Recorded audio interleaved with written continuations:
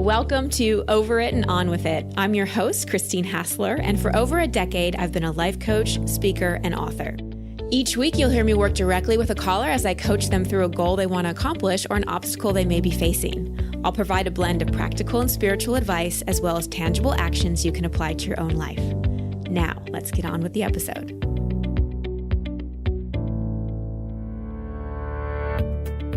Welcome back, everybody. So a lot of the sessions on the show are about breakups or some kind of relationship challenge. And whether you're going through a breakup or not, there's always something to learn, because what breakups illuminate most is a core wound we all have to deal with healing, which is the illusion of separation. And I've talked a little bit about this. I talked about it in the parenting episode, but I want to dive into it a little bit more. So when we're born, we know we're not separate. We know we're connected. We know we're connected to God, source, love, whatever you want to call it. And we are unconditionally loved. And that connection feels absolutely amazing. And then life happens, things happen. We slip more into humanness, consciousness. We grow up and the illusion of separation occurs. We sort of forget about that connection to God, and we project it on parents first, and then we go and project it on romantic relationships. And all of us as humans feel this longing for love, for acceptance, for completeness. And we look to fill it in a variety of ways, either through relationships or a career or money or having a certain body or living in a certain place, whatever it is. But the most common way is in relationship. We're kind of sold there's this one soulmate out there for us, and movies like Jerry Maguire with lines like, "You complete me," reinforce the conditioning that something's missing, and then when we find this special someone, then we'll feel full. And this void for love, this ache can be so painful, especially if we didn't really get unconditional love and a feeling from safety from our parents.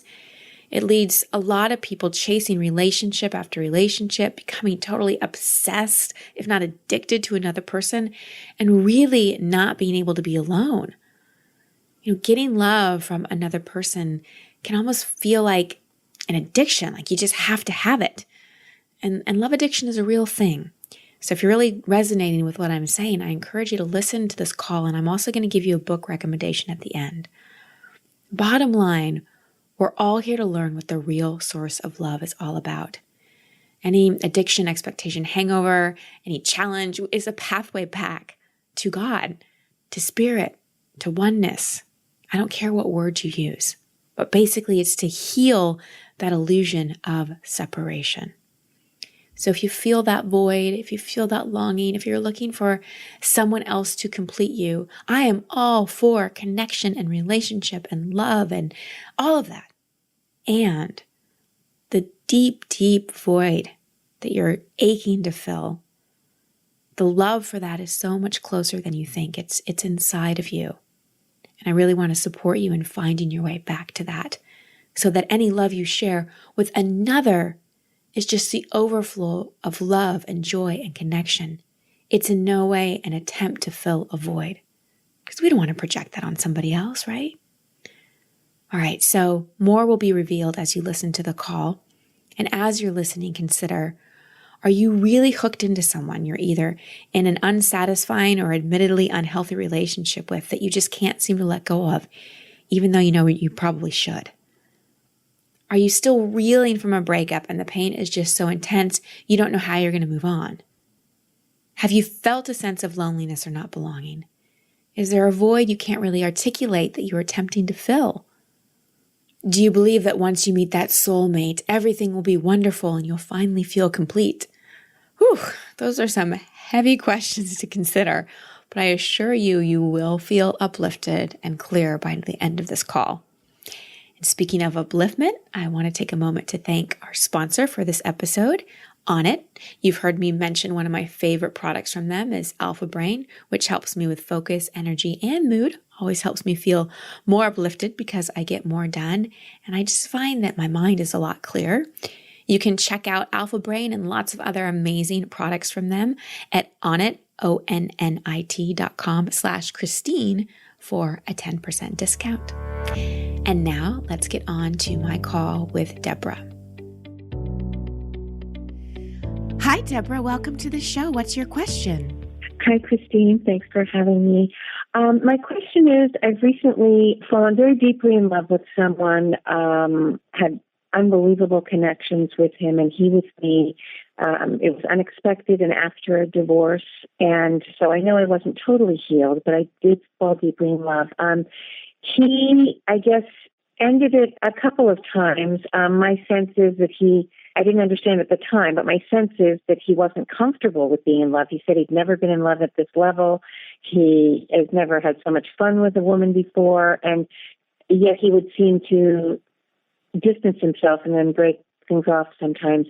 I got triggered in terms of my abandonment issues from my childhood, and I'm beginning to understand some of that, but I'm having a hard time accepting that this great love that I felt so deeply with, I may not be able to have. And I'm here, I am alone now, and it seems to hurt worse than it did before. So I'm dealing with my early childhood wounds and the loss of this great love, and I'm feeling a bit angry, and I'm not really an angry person. So I feel like I have a lot of tie-ins, but not sure how to process from here. Well, first of all, you have my compassion because breakups are so hard. And anytime we feel like we've lost love, it's really intense. It's a really intense feeling because it triggers our core wound. All of us, when we're born, know we're connected to the greatest source of love there ever is. And that's the love of God, Spirit, Universe, Source, whatever you want to call it. And then as we get more and more into our human experience, we feel that separation and we start to project that love that we felt from Source when we were born onto other people, first our parents and then romantic relationships. So this is triggering your big core wound, and that's what these kind of breakups do, and that's how they serve us. And I understand that it's hard to accept because when we don't get what we want, of course it's hard to accept. It's hard for the ego to accept. But on a soul level, which is where we can get the most altitude and heal the fastest when we look at something from a spiritual perspective or a soul perspective, this is serving you. You drew this experience in to heal these core wounds that you've been carrying around for a long time. So I understand that you don't have to like it, but if you can get to the place of, I accept it, it's not my preference, but I accept it and I'm willing to stop fighting against reality, because part of what is making this even worse for you is you have the pain of the end of the relationship and feeling like you've lost this love, but then you also are mad that it happened. And it's hard to heal when there's no acceptance. So my first question to you. I'm having a really hard time, even though I agree with everything with you intellectually, emotionally, like my heart is just having such a hard time with the loss. And I don't know how it's the crying and it's like, oh my gosh, I know what you're saying is a good idea, but I don't know how to do it really well. So let's talk about that. Good awareness. So it seems like you're stuck on the emotional level. And in Expectation Hangover, my last book, when I do the treatment plan for getting over any kind of disappointment or expectation hangover, which you're having, I start with the emotional level because it's the one that we most avoid. And this is also why in my signature retreat, we spend a lot of time on the emotional level, teaching people how to deal with their emotions, because most of us don't know. So my guess is that when you're crying, you're not crying in the form of what I call releasing your feelings, you're recycling them. Meaning you're crying, but you're still thinking, I can't believe this happened. Why is this happening? When is this going to be over? I hate this. Like there's still a commentary that's happening when you're crying. Is that accurate? Yes, a lot of it, yes. Okay. So what that does is that then recycles your feelings, because in order for feelings to be released, we have to have them in the state of compassion. Meaning, for example, do you have children? No, I lost two, but I don't. I had two stepchildren, but I understand the love of a child, and I do understand that. You lost two of your own children? Well, two babies. Unfortunately, I lost. Yeah. Okay, so there's been a lot of So loss is a big core wound in your life. Oh, I'm just so with you. If you were sitting in front of me, I'd give you a big hug and I'd just let you cry in my arms because, as you know from children, we need someone just to hold a space of compassion when we're upset and not analyze us and not judge us and not give us any commentary. And that's what we have to learn to do for ourselves too, is have our feelings, cry our tears, and have another part of us inside that's going, it's okay, let it out, and not judge the process. And another thing for you, Deborah, that you said a little earlier that I want to go back to is you said, I'm not an angry person. No one is an angry person. That's not who any of us are at our core, but we have anger. It's one of the feelings that we go through as humans. And usually anger and hurt go together. And most women can go into hurt and can go into sadness and can go into despair, but they have a hard time really feeling anger.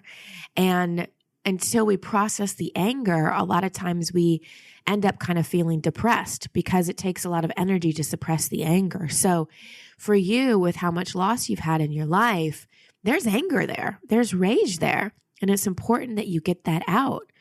And so in Expectation Hangover, there's a part that I teach called the temper tantrum technique, where I walk you through pretty much how to have an adult temper tantrum.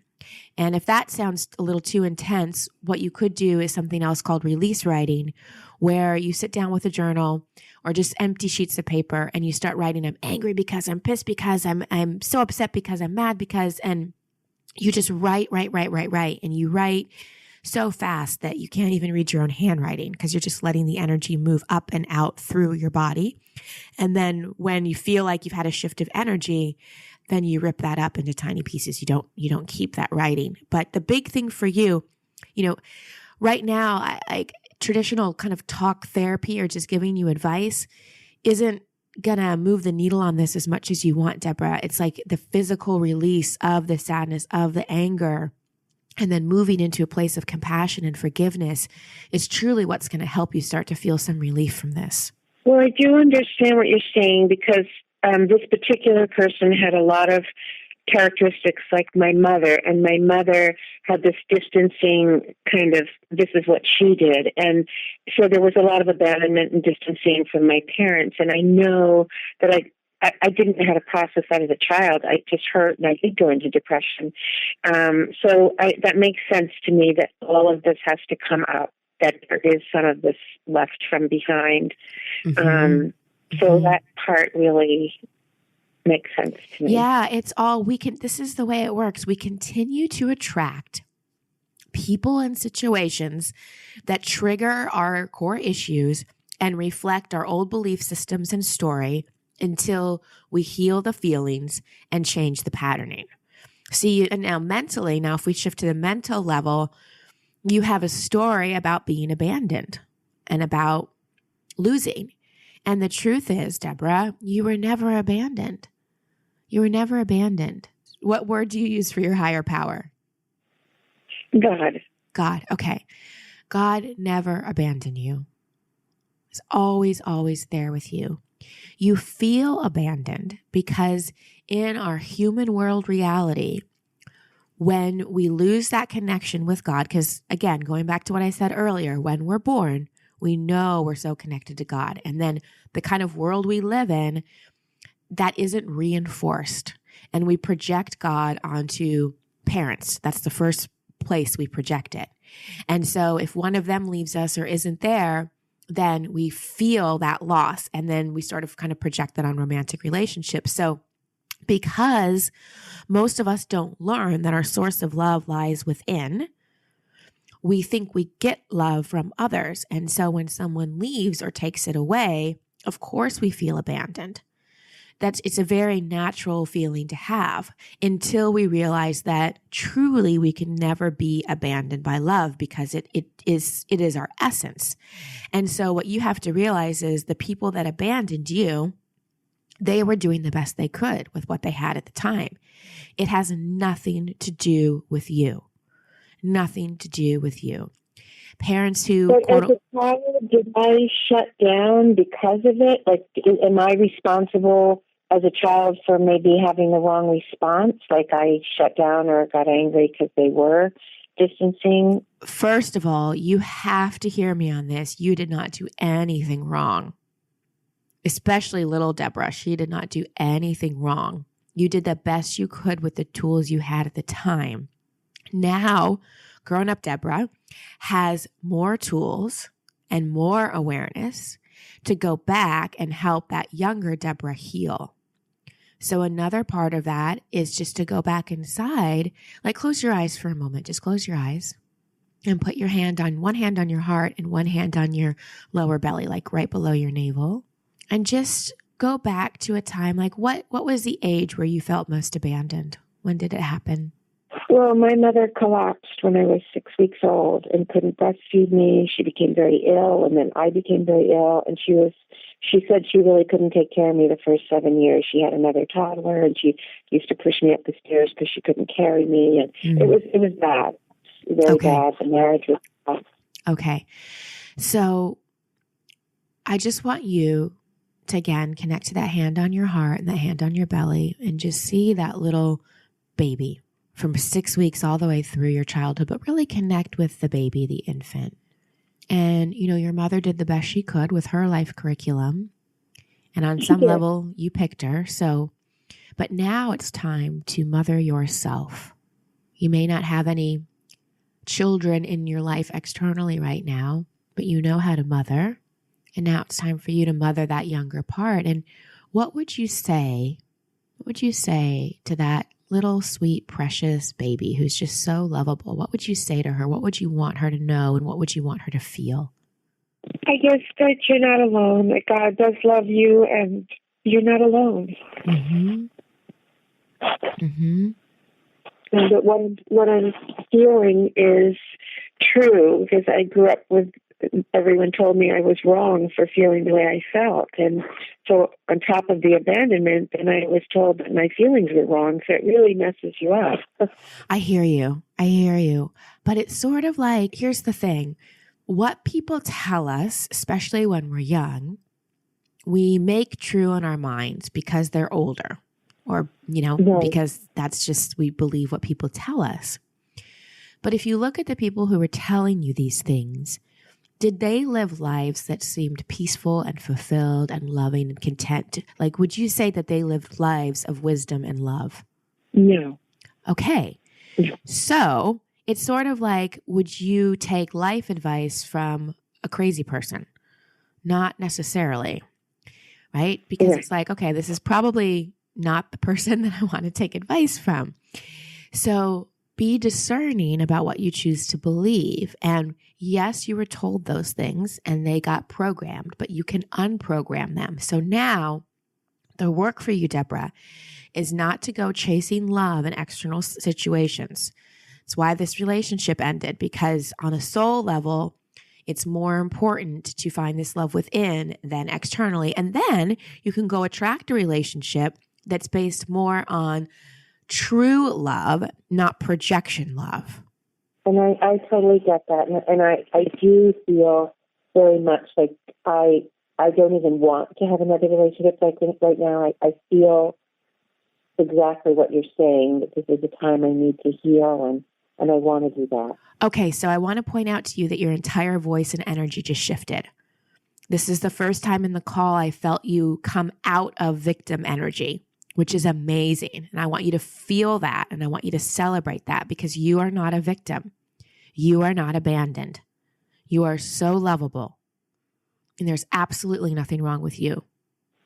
Everything you said just really, it just makes sense. And I was having trouble, even though I knew a lot of the pieces of what you said, I was having sense tying it all together. And the way you have related it just feels more whole, like it addresses me as a person and this whole journey with all the painful aspects that I've had to deal with. Yes, wonderful. So this is great awareness. I hear it in your voice. So then the next step is to continue to work through it, to use some of the tools I suggested, and to really mother yourself. Because A mother's job is never done. Mothers are always mothering. They're always checking in. They're always there. It's what makes, quote unquote, a good mother. I don't like using the words good or bad, but truly the archetype of mother at its highest vibration is unconditional love and acceptance and nurturing and compassion. And we have to do that with ourselves. I've said this many times on the show is as adults, we are reparenting ourselves because our parents did the best they could, and it's letting go of what was and what we would have liked and starting to create that experience inside ourselves. So I commend you. I honor you. I see how quickly you've shifted in this call. And so I know you can continue walking this through and have a completely different experience inside yourself. And please, when the thoughts go to the guy or the breakup, really just see him as a teacher and as a catalyst. It wouldn't have worked with him anyway, because when we attract people, when we still have these issues kind of flaring up, they're more what I call issue-based relationships than they are true partnerships. So work on this, be an amazing partner to yourself, and know that love you're looking for is a love within. And this is also the time to dive back into your relationship with God and really feel that connection. Okay. Okay, Deborah? I had one more question. How did I get sidetracked from my coming into this world as a baby, loving God and feeling His presence? How did I get sidetracked, or does that happen to all of us? It happens to all of us. Someone leaves, someone says something, and we get teased. We even a move, our mom getting sick when we're young and not being there. I mean, it can be something huge like abuse and abandonment, or it can be something small like you're the oldest in a siblings board and you feel like love goes away. There's so many ways that it happens, but it does happen. It does happen to, I don't want to say everyone because I don't want to make totally blanket statements, but it happens to most of us. And that's all what we're here to learn as humans, is that we're totally connected and love is our essence. Right. Yeah. Well, thank you. I totally get everything you said, and it's what it's just going to help me go forward from here, which is, I was feeling sort of stuck in this little cycle. So you heard how Deborah was right up against this core wound of the illusion of separation. And gosh, what a journey she's had with it. I mean, starting with her mother being ill when she was a baby and she couldn't be with her. Oh, so much of her life. And starting at an early age, she had to deal with this feeling of abandonment. So I have so much compassion for her and for anyone who can relate. And also so much acknowledgement for Deborah's willingness to show up, to ask for help, to receive the information and move out of victim. Amazing and so inspiring. I was so inspired by her, and I hope you were as well. And what really is the game changer when it comes to growth is the willingness to get out of victim, the willingness to not be our story. That's especially important when we're getting over a breakup. You've got to stop obsessing over the other person, wondering why, trying to get them back, analyzing the relationship, stalking them on social media, because it's not usually about them.